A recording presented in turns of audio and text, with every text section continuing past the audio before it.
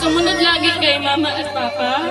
And then, ang pinaka-importante sa lahat is magkaroon lagi nila ng takot kay Papa God, ha? And then, wish din ni Tita na sana matupad mo yung mga wish mo sa buhay. And then, of course, yung pinaka-dream or pinaka-pangarap mo sa buhay. Yung sabi na is gusto mo maging isang doktor. And then, sa ngayon, wala pa may maibibigay si Tita na regalong material.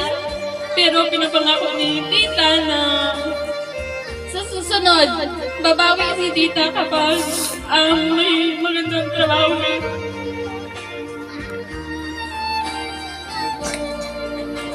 Love na love ko kayong mga pamangkin ko kahit